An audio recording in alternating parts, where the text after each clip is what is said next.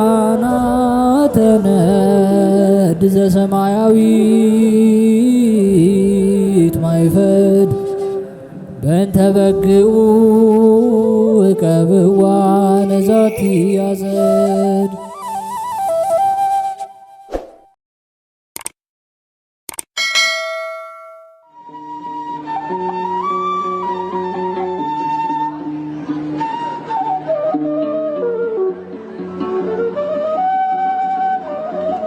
በስመ አብ ወወልድ ወመንፈስ ቅዱስ አሐዱ አምላክ አሜን።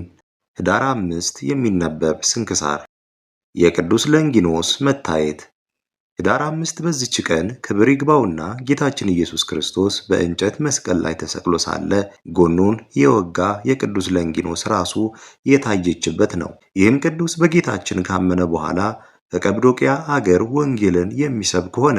ከሃዲያን አይሁድን በላዩ ተነሱበት። በመኳንንት ዘንድ በሐሰት ወንጅለው በቀጵዶቅያ አገር ራሱን አስቆረጡት።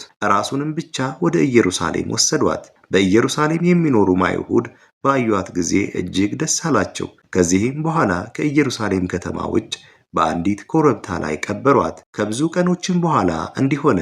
በቅዱስ ለንጊኖስ ስብከት ያመነች አንዲት ሴት በቀጵዶቅያ አገር ነበረች። ራሱን ከቆረጡበት ጊዜ ጀምሮ በተቆረጠበት ቦታ በመቆም ስለ እርሱ ታለቅስ ነበር። ክብር ይግባውና በእግዚአብሔርም ፈቃድ የዛች ሴት ዓይኖቿ ታወሩ።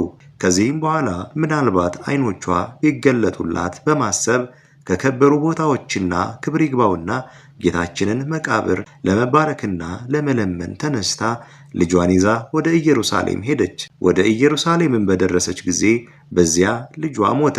ሐዘንም ተጨመረባት። ወደ አገሯም መርቶ የሚያደርሳት አጣች። ስለዚህም የመረረ ልቅሶን አለቀሰች። ከሐዘኗም ብዛት የተነሳ ተኛች። ከዚህም በኋላ ቅዱስ ለንጊኖስን ከሞተው ከልጇ ጋር በሕልሟ አየችው። እገሌ ከሚባል ቦታ ሂደሽ ራሴን ከዛው ሰጂ አላት። ከእንቅልፏ በነቃች ጊዜ ስለዚያ ቦታ ጠየቀች። ሰዎችም ወደ እርሱ አደረሷት። ያንንም ቦታ በቆፈረች ጊዜ መዓዛው እጅግ ጣፋጭ የሆነ የሽቱ መዓዛ ወጣ። ራሱ ወዳለችበትም ስትደርስ ታላቅ ብርሃን ተገለጠላትና ዓይኖቿም በዚያ ጊዜ ተገለጡላት። እግዚአብሔርንም አመሰገነችው። ለእግዚአብሔር ምስጋና ይሁን፣ እኛንም በጸሎቱ ይማረን፣ በረከቱም ከእኛ ጋር ትኖር ለዘላለሙ አሜን። የጢሞቴዎስ መታሰቢያና የቴዎድሮስ ሥጋ የፈለሰበት።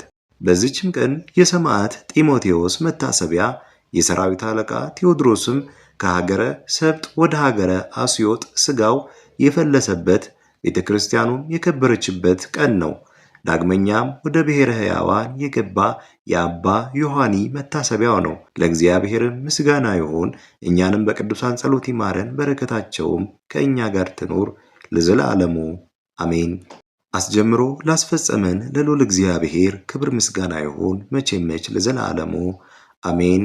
ውድ የሊቃናት ሚዲያ ቤተሰቦቻችን ኅዳር 5 የሚነበብ ስንክሳር ይህን ይመስል ነበር። በቀጣይ በአዲስ ክፍል እስከምንገናኝ ድረስ እግዚአብሔር ቸር ያቆየን። መልካም ጊዜ